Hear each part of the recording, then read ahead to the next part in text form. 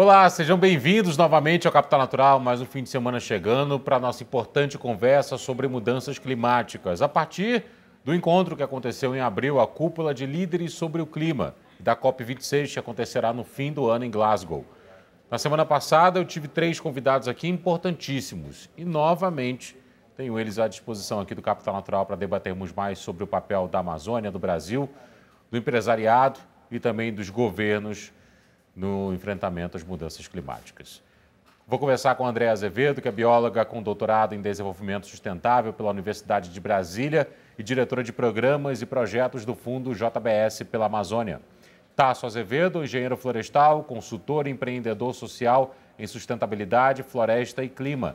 É coordenador do Sistema de Estimativa de Emissões de Gases do Efeito Estufa do Observatório do Clima e também do projeto de mapeamento anual da cobertura e uso do solo brasileiro, o MAP Biomas. Felipe Yang, fundador do Urbem, Instituto de Urbanismo e Estudos para a Metrópole, mestre em administração pública pela Harvard Kennedy School, serviu como diplomata brasileiro em Genebra, Pequim e Washington, e é Senior Fellow do SEBRE, o Centro Brasileiro de Relações Internacionais. Bom, na última semana nós falamos aqui sobre o Fundo JBS pela Amazônia, sobre os projetos que a empresa tem a partir desses fundos, e aí colocamos também à disposição uma discussão sobre papéis como do ESG, do capitalismo das partes interessadas, do papel do produtor brasileiro e como o Brasil está no mapa das emissões no mundo todo. Nós estamos, não vou dizer bem, mas também não vou dizer mal, mas a nossa forma de emissão ela é diferente de países da Europa, por exemplo, e até de países que hoje são considerados os maiores poluidores do mundo. A última pergunta que foi feita ao Tasso falou um pouco sobre o papel, inclusive, do governo brasileiro nessa discussão. E eu já começo essa nossa segunda conversa perguntando ao Felipe, que foi diplomata brasileiro em Genebra, Pequim e Washington também, do papel da mudança com o chanceler brasileiro. Houve uma mudança importante às vésperas dessa cúpula. E isso pode também mudar a forma em que o Brasil lidar com as negociações daqui para frente. Felipe, seja bem-vindo. Obrigado mais uma vez por estar aqui conosco.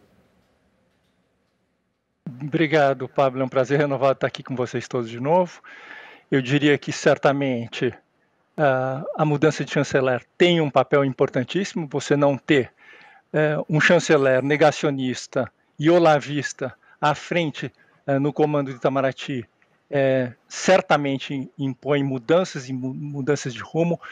O chanceler Carlos França é um profissional de imensas qualidades pessoais e profissionais, então certamente isso ajuda. Não sei se é um fator decisivo, porque efetivamente a política vai ser definida em nível presidencial, não é? É a política de uma administração, mas de toda forma, a mediação, a condução por um sujeito racional, razoável, e certamente muda pelo menos o tom com que essas políticas são conduzidas. E a pauta ambiental, eu diria que é o único tema da agenda internacional em que o Brasil se coloca como uma superpotência, não é? E infelizmente a consolidação dessa pauta no plano internacional ela se dá no momento em que o Brasil é liderado por um governo que é negacionista. Estamos falando agora dessa mudança do chanceler, a gente não sabe se essa mudança na chancelaria é suficiente para reverter completamente o posicionamento anterior do Brasil, até porque nós temos hoje um problema de credibilidade, como o Tasso mencionou, né? O governo, consistentemente, em outras áreas, vem trabalhando ainda na direção contrária do que seria uma política satisfatória do ponto de vista ambiental. Nós continuamos a facilitar o desmatamento, não é? Nós continuamos a induzir a atividade mineradora em áreas indígenas. A gente, no discurso do presidente na cúpula, agora da semana dia 22, 23 de abril, a gente se autoestipula um prazo de 10 anos para cumprir a nossa própria lei, o que é um grande absurdo, né? Eu quero crer. Imaginem vocês, acho que há um paralelo muito curioso de imaginar que esse posicionamento é bastante equivalente ao posicionamento que o Brasil tinha em 1880, quando o Brasil, em 1880, ainda procurava justificar a escravidão, né? E o Brasil, com essa tentativa de justificativa da escravidão, se posicionava como o pária das relações internacionais do mundo de então. O Brasil continua sendo o pária hoje na questão climática por ainda adotar medidas internas, que embora tenha um discurso agora um pouco mais redondo, como o Tasso dizia, não é? E as medidas internas ainda dizem completamente o contrário. As ações do governo federal dizem completamente o contrário do que o discurso está sendo propugnado. Alguém gostaria de complementar?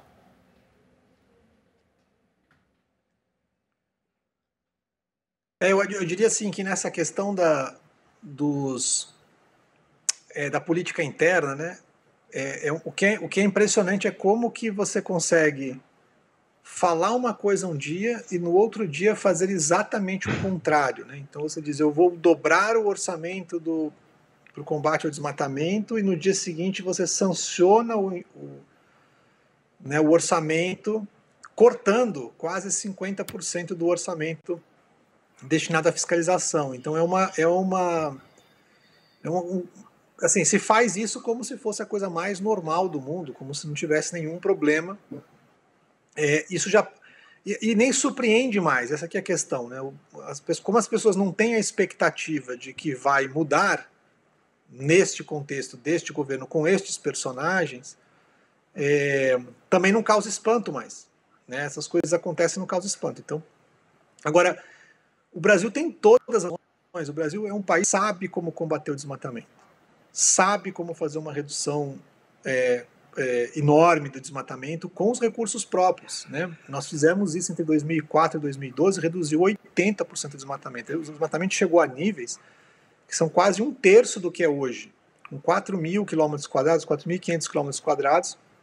Hoje nós estamos em 11.000 quilômetros quadrados e crescendo.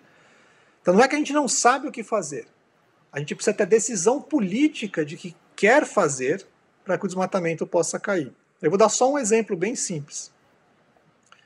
A gente, há 3 anos atrás, há 2 anos e meio atrás, criou em parceria com o IBAMA um mecanismo para poder garantir que todos os alertas de desmatamento, todos os avisos de desmatamento no Brasil, eles virassem um relatório que permitisse ter uma ação da fiscalização e do controle sobre esses desmatamentos.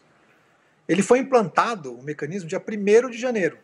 Então, a partir do dia 1º de janeiro de 2019, que é também, coincidentemente, quando entra o novo governo, a gente começou a produzir esses relatórios. Em vez de produzir 1.000 relatórios por ano, hoje a gente produz 1.500 relatórios por semana dos desmatamentos. Mas simplesmente não tem ação. Os relatórios estão prontos, são gratuitos, são disponibilizados para ação pública, para qualquer um usar, e a gente simplesmente não tem ações correspondentes. Então o que é importante não é que falta recurso e por isso você não consegue combater o desmatamento. O que falta é a decisão política para se combater o desmatamento. E se você tiver a decisão política para combater o desmatamento, os não vão aparecer, eles vão jorrar para o Brasil, porque todos estão interessados em apoiar essa agenda no país. Andréa, diga lá, por favor. Acho que eu gostaria só de trazer uma oportunidade, como o Tasso falou, o Brasil é rico em oportunidades e tem muito potencial para redução de emissões, com certeza. A gente sabe que no Brasil, há muito tempo a gente já fala isso, né, Tasso? A gente não precisa desmatar nada para aumentar a produtividade, a gente viu isso acontecendo.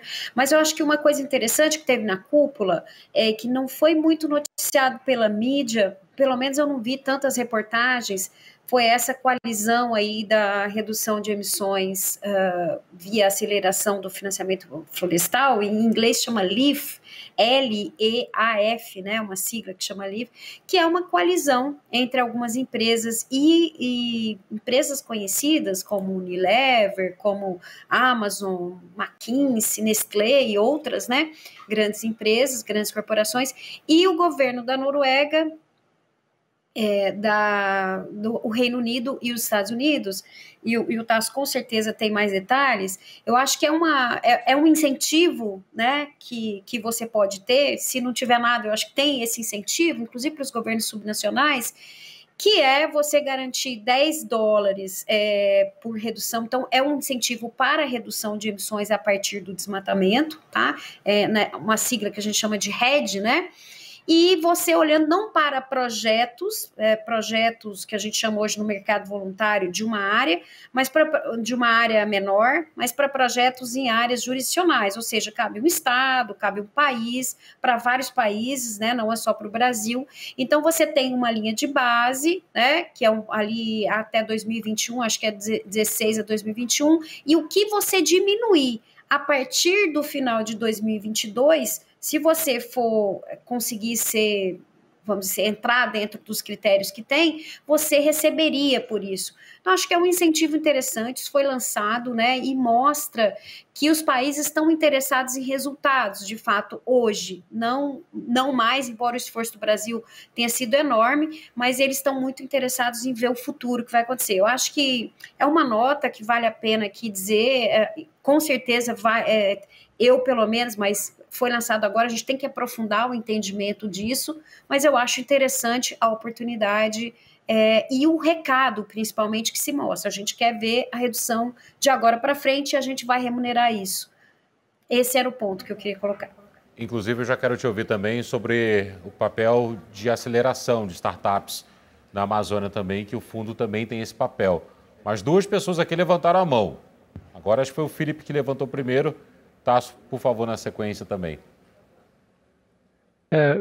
Vai ser ótimo. Eu queria comentar sobre essa última fala da Andréia e já pedi também um esclarecimento do Tasso. Certamente ele vai saber mais do que eu tenho informações. Mas a minha leitura muito ampla e genérica sobre a trajetória da constituição de fundos em apoio ao desmatamento da Amazônia, vindo dos anos 90 para cá, chegando aos dias de hoje, é uma trajetória curiosa que eu queria entender melhor. A minha percepção é a seguinte, de que em 1990 houve uma série de iniciativas dos países envolvidos no sentido de doar dinheiro, mas essas doações tinham caráter de extrema ingerência interna, né, de como que seriam feitas as fiscalizações, os controles e as certificações, né, e nos anos 2000 se inverte essa lógica, né, o Brasil a partir da iniciativa do Fundo Amazônia, o Brasil inverte a lógica dizendo, olha, eu vou fazer isso e a partir disso a gente passa a receber as contribuições dos diferentes países doadores, né? Então, na verdade, dos anos 90 para os anos 2000, houve um incremento da possibilidade de exercício da soberania em função de que o Brasil fazia, botava, então, as ONGs para certificar, mas isso ficava dentro de um arcabouço de absoluta iniciativa de critérios que o Brasil mesmo, como governo, havia criado. Agora, de alguma certa maneira, André e Tasso, essa é a minha pergunta, essa iniciativa, que é bastante bem-vinda, ela se coaduna talvez com a posição de governos que sejam mais pró-mercado, etc., etc., é uma coisa, eventualmente, até mais funcional, mas de alguma forma ela também corresponde a uma certa erosão de soberania em relação ao que a gente havia conquistado com os mecanismos do Fundo Amazônia. Não sei se eu fui claro, eu não sei se esse meu entendimento está correto e se vale um debate aqui. Tasso. Acho, só. Nos anos, logo depois da Eco 92, acho que durante a Eco 92, né, inclusive, né, quando se assinou, né, a Convenção de Mudanças Climáticas e tal, uma das coisas que saiu dali foi esse compromisso, essa oferta de se apoiar, né, a conservação, a agenda de conservação no Brasil, e isso foi feito através de um programa chamado Programa Piloto, né, de Conservação das Florestas Tropicais, que na época houve uma promessa de investimento de $1 bilhão, nunca chegou a isso, mas chegou a uns 250 milhões, um pouquinho mais do que isso, e demorou 10 anos demorou para começar a usar o dinheiro. Né? Porque tamanha burocracia que era criada, vinha via o Banco Mundial, e missão para consertar e para resolver, e era mais ou menos o seguinte, suponha que você queira comprar banana orgânica, aí você ia lá no produtor e falava assim, eu vou investir em você para você poder produzir no futuro a banana orgânica. Mas como eu não sei se você vai conseguir produzir ou não, eu vou querer primeiro um projeto. Faz um projeto aí, como é que você vai produzir a banana orgânica, como é que você vai fazer para as etapas para poder produzir ela e tal. E aí eu vou te dando o recurso conforme você vai cumprindo as suas etapas para você eventualmente me apresentar a banana orgânica no futuro. O que foi o Fundo Amazônia em seguida, né, que foi criado em 2008? Quando a gente desenhou o Fundo Amazônia, aliás, eu tive a ideia do Fundo Amazônia, foi literalmente no supermercado, comprando tomate orgânico, não foi nem banana, foi tomate. E eu pensava assim, pô, mas quando eu vou no supermercado para comprar um produto orgânico, eu não quero pagar mais por alguma coisa que um dia será orgânica. Eu estou pagando mais porque ela já é orgânica. E aí, como ela já é orgânico, eu também não tenho que saber o que alguém vai fazer com o dinheiro que eu estou pagando. O que eu estou pagando garante que na próxima vez que eu voltar, eu só vou querer comprar se for orgânico de novo.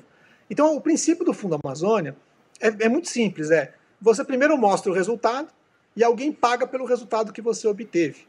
E isso foi muito bem abraçado, né, pela Noruega na época. E para ter uma ideia, a gente em 4 meses tinha o contrato assinado, em 8 meses estava em operação o Fundo Amazônia. Então ele mostrou ser um mecanismo que elimina muito dessa fricção da relação entre quem doa e quem recebe.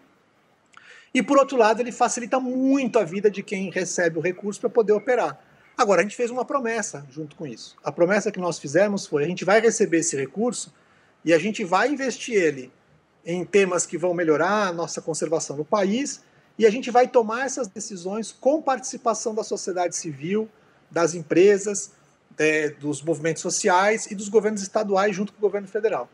Quando chegou o novo governo, ele acabou com essa estrutura toda e disse o seguinte: não, nós vamos fazer a gestão nós mesmos do dinheiro, como se o dinheiro fosse do governo e não da sociedade brasileira. Então, o que tem de novo nesse mecanismo que foi colocado agora é que ele é um mecanismo muito parecido com esse desenho do Fundo Amazônia, você paga por resultados, mas a forma como você demonstra o resultado, ela é prescritiva. Um manual que diz, você tem que fazer exatamente assim, tem que passar por esses comitês que estão aqui, e aí você vai poder receber o recurso. Mas tem uma vantagem. Agora ele diz o seguinte: se você tiver o resultado, terá os $10. Não é assim, se você tiver o resultado, você tem direito a pedir $10. Se você tiver o resultado, os parceiros que estão no fundo, eles garantem que conseguirão os $10 por tonelada. Então, é um mecanismo muito promissor mesmo. Como a Andrea falou, é um mecanismo promissor para esse tipo de incentivo. E ele dá um recado claro, né? O mundo hoje não está mais para essa conversa do eu prometo que eu vou fazer, me dá um dinheiro aí. Né? O mundo hoje ele caminha no outro sentido, que é mostra o resultado, que vai ter bastante recurso para a gente poder operar. Então o Brasil vai ter que entrar nesse novo contexto, né? Gente, o Canadá está com uma discussão bem séria sobre o mercado de carbono. E o Brasil, como é que está nesse cenário aí? Inclusive o Justin Trudeau, primeiro-ministro canadense, na cúpula, baseou seu discurso em cima disso. E o Brasil, quais são as implicações brasileiras nesse tema? A indústria está obrigada, não está obrigada? Implicações legais disso tudo? Gostaria de ouvi-los e antes sintetizar um pouco esse assunto. E aí vou pedir para o Tasso começar e a complementação da Andrea, por favor. Olha, a fala do Trudeau é muito importante. Ele fez uma coisa simples, mas que vale tudo no mercado, né? Ele antecipou dizendo quanto é que vai custar o carbono para você emitir no Canadá, vai custar $130 por tonelada lá em 2030. Então ele precificou e sinalizou qual é o custo de qualquer investimento que você faça no presente que gere emissões no futuro. Então uma empresa, quando vai se planejar, vai fazer um novo investimento, um novo empreendimento, que vai durar 20, 30 anos, ele faz o investimento hoje sabendo que para cada tonelada que eu emitir, eu vou ter que pagar $130. Isso organiza todo o processo de investimento para precificar as emissões e precificar também qualquer coisa que promova a redução de emissões. Então é muito importante. Passou assim um pouco ao largo, acho que é até interessante você ter trazido esse ponto, Paulo, porque ele passou um pouco ao largo ali nas discussões, mas foi um tema muito importante. A gente tem no Brasil, a André deve ter esse exemplo, outros exemplos também para isso, a gente já tem empresas no Brasil. O Brasil é aquele país, né, está sempre avançado em várias coisas, né, na ponta de linha, né, mas a gente tem várias empresas no Brasil que já precificam carbono, mesmo que voluntariamente. Não existe nenhuma regulamentação disso no Brasil ainda. O mercado brasileiro de redução de emissões, que está previsto na Lei da Política Nacional de Mudanças Climáticas de 2010, né, de mais de 10 anos, até hoje não foi regulamentado. Mas mesmo assim, tem várias empresas que precificam carbono, ou seja, quando alguém dentro da empresa, vai propor um projeto de investimento, ele tem que colocar na conta o valor do carbono, para ver se o projeto para em pé. Você tem uma outra alternativa que gere menos emissões e que, portanto, possa ser um melhor negócio, né? E tem valores do tipo assim, $100 por tonelada, né, para você poder fazer o projeto. Então, de novo, né, o Brasil tem dentro do setor privado uma série de experiências para poder avançar nesse tema do mercado já há algum tempo. E eles estão esperando que a gente tenha um apontamento, né, da regulação que ajude ao setor inteiro a andar e começar a exercitar o mercado de carbono para depois poder se conectar nos mercados globais de créditos de carbono. Acho que é bem isso que o Tasso falou mesmo, a coisa está acontecendo no mercado voluntário. Então, você não tem regras, a gente não tem ainda também um mercado brasileiro, né, de carbono. Inclusive, só fazendo um parênteses, a última notícia que eu tive é que tem um estudo do Ministério da Economia que propõe esse mercado. Esse mercado, até onde eu entendo, ele independe do artigo 6º, né, mas ele coloca aí regras e de coisas que os Estados Unidos já faziam na década de 80, né, que eles chamam de cap and trade, que você teria aí uma espécie de cotas setoriais que seriam doadas ou leiloadas, e os setores e as empresas desses setores comercializam isso, né? Me parece que é bem na linha do cap and trade, mas eu não tenho absoluta certeza, porque eu não li o estudo, acho que não é público ainda. Acho que seria interessante, seria bem-vindo. Hoje está tudo ainda no nível dos projetos, mas eu acho que o Tasso falou é muito importante. A maioria das empresas, grande maioria, ela não precifica o carbono, nenhum outro recurso ambiental no preço do seu produto. Então, um problema aí que os economistas tratam, né, esses bens difusos. O carbono talvez seja o primeiro serviço ambiental, a água também, né, carrega um pouco de experiência, inclusive já que vem da França, da nossa lei de recursos hídricos, mas o carbono talvez seja o que vai ser mais difundido. Eu tenho certeza que daqui a uns anos, e não vai demorar muito, ninguém vai comprar um produto que não tenha lá emissão de carbono na embalagem. Qualquer caixinha de qualquer coisa que a gente comprar vai ter emissão de carbono. Igual hoje tem que ter calorias nos produtos alimentícios, eu acredito que essa é uma tendência independente de ter lei, de não ter lei. Isso vamos dizer, um domínio do mercado. O consumidor quer isso. E ele vai querer também neutralizar suas emissões, então isso já vai começar a acontecer nas companhias aéreas, eles já vão colocar um preço se você quer neutralizar. Então, a minha impressão é que isso vai vir muito mais rápido, já está vindo, do que qualquer regulamentação, né? Agora, em termos de Glasgow e do que tem para vir, e dos mercados, e das trocas, do mercado oficial de carbono, e talvez aí os meus colegas possam falar mais disso, né? É interessante, e o que promete aí na COP26 justamente é a regulação desse instrumento de mercado entre países. Isso me parece que também pode ser uma oportunidade para o Brasil, que ainda tem umas questões em relação à forma como está sendo conduzido, mas me parece que é uma oportunidade também para o Brasil, para além do mercado nacional, e como que a gente junta isso tudo, né? Que a gente falava essa palavra em inglês, como que é nested, né? Como que você junta esse mercado voluntário, que as empresas estão se mexendo, com o que o Brasil está fazendo, com o que está no protocolo de Paris. Talvez o meu colega Felipe e o Tasso possam até falar melhor sobre isso. Na semana passada, eu cheguei a dizer, inclusive, que a Cúpula de Líderes era um evento convocado pelos Estados Unidos, uma forma de rearranjo da geopolítica. E aí tem a COP26 em Glasgow, como a Andréa lembrou agora, que é um evento completamente diferente. Então, quero te ouvir sobre o que a Andréa pontuou e também ouvi-lo sobre o que esperar para a COP26 em discussões como essa. Começando aqui pela questão do mercado de carbono, né? Eu acho que, de fato, a atual fragmentação dos esquemas de comércio de carbono ainda coloca questões estruturais de liquidez para o mercado resolver. E acho que, se a gente pegar claro, do que aconteceu na COP25 para cá, houve muita evolução, mas ainda evoluções pulverizadas, né? Acho que a COP26 oferece talvez uma grande oportunidade para que haja uma consolidação maior dessas estruturas que estão hoje um pouco soltas. Mas, além da questão do mercado de carbono, eu acho que a gente tem também, para novembro agora, a expectativa de um avanço geral das contribuições nacionalmente determinadas, né, das NDCs. Acho que todo mundo sabe, né, as NDCs são os compromissos nacionais, incluindo as metas relacionadas ao clima, metas de emissão, inclusive, que os governos pretendem implementar. Além disso tudo, também temos a expectativa com relação ao fundo para financiamento de perdas e danos, temos a expectativa de uma regulamentação da meta de financiamento do 100 bi a países menos desenvolvidos, né? Isso está um pouco solto ainda, né, em relação a critérios e mecanismos desse financiamento. Temos também a expectativa da incorporação das chamadas soluções baseadas na natureza, né, as NBS, na implementação dos acordos de Paris. Enfim, tem uma série de expectativas que, do ponto de vista operacional, são esperadas para agora em novembro, para a próxima cúpula, para a COP26.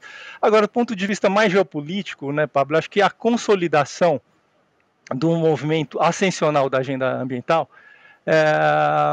é a grande expectativa, porque, no fundo, a gente teve esse emperramento, né, dessa agenda no plano multilateral, em função da atitude confrontacional e negacionista da administração Trump. Então, essa consolidação dessa agenda, desse movimento, digamos, ascensional da pauta ambiental, ela vai ter, digamos, um momento de verificação em novembro, na medida em que os Estados Unidos comecem a já dar algum exemplo concreto de que, de fato, vão conseguir levar adiante essa pauta audaciosa de cortar os 50% das emissões até 2030 e vai ser capaz de enfrentar aqueles 3 grandes desafios que eu mencionei na semana passada, né? Enfim, a negociação com o Congresso,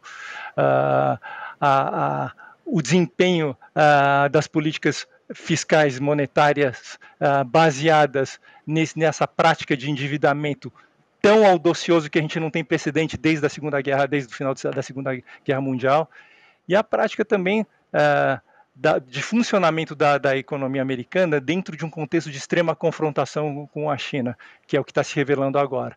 A gente vai ter esses parâmetros, digamos, esses marcadores um pouco mais precisos daqui a 6 meses, lógico que não vão ser definitivos, né, porque é pouco tempo, mas de alguma forma a gente tem um teste de indicação em relação à trajetória que esses movimentos todos vão percorrer.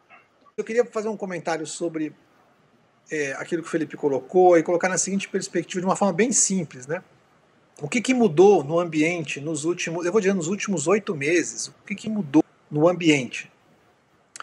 O que mudou é que, primeiro, a gente não está mais falando como meta do Paris ou do envolvimento de todos os países em a gente manter a temperatura abaixo de 2 graus. A gente já está falando, virou língua falar, manter abaixo de 1,5 graus, que é um desafio muito maior. Porque a temperatura já aumentou 1,1, 1,2 graus talvez, e o esforço para poder ficar abaixo de 1,5 graus é gigantesco. Mas isso é porque também outra coisa se tornou o lugar comum. A ideia de que pode neutralizar as emissões do mundo, pode zerar as emissões do mundo por volta de 2050, porque é a única forma da gente poder chegar ao final do século com um aumento de temperatura limitado a 1,5 graus e a gente conseguir zerar as emissões em meados do século, o que olhando hoje parece uma coisa impossível. Mas virou o ponto comum. Hoje você não pergunta mais para uma empresa, para um país, para uma pessoa, para uma entidade, quanto que ela vai reduzir as emissões. A pergunta que você faz é quando você vai zerar as suas emissões. Esse é o novo paradigma. Então eu acho que isso está fazendo com que a gente está olhando para o mundo agora, é como se o mundo estivesse mudando a sua direção e apontando, digamos, uma direção onde você vai colocar o transatlântico e vai acelerar ele. E aí todo mundo vai ter que se agarrar a esse transatlântico. Porque se perder, né, essa inércia que vai ser gerada agora, você vai atrasar bastante. Então eu vejo esse é o sinal positivo e eu imagino que é esse o espírito com que a gente vai chegar na COP. Quer dizer, em 2019, quando teve a última COP, porque o ano passado não teve, a gente não tinha esse espírito ainda. E hoje é o espírito reinante. Então, eu entendo que a gente está num momento de uma oportunidade, né, de fazer essa transição rápida, não só no Brasil, mas no mundo inteiro. Bom, ótima forma de encerrar o Capital Natural de hoje. Muito obrigado a todos os convidados de hoje, tanto a Andréa Azevedo, bióloga com doutorado em desenvolvimento sustentável pela Universidade de Brasília, diretora de programas e projetos do Fundo JBS pela Amazônia, Tasso Azevedo, que é engenheiro florestal, consultor, empreendedor social em sustentabilidade, floresta e clima, e é coordenador do Sistema de Estimativa de Emissões de Gases do Efeito Estufa do Observatório do Clima e do Projeto Mapeamento Anual da Cobertura e Uso do Solo Nacional, o MapBiomas. E o Felipe Yang, fundador do URBEN, que é o Instituto de Urbanismo e Estudos para a Metrópole, mestre em Administração Pública pela Harvard Kennedy School e diplomata brasileiro em Genebra, Pequim e Washington, além de Senior Fellow do SEBRE, o Centro Brasileiro de Relações Internacionais. Muito obrigado a todos, excelente semana pela frente. Muito obrigado a você que nos acompanhou aqui também no Capital Natural. Boa semana pela frente, continue utilizando a máscara, mantendo o distanciamento social e continue se cuidando. Até lá.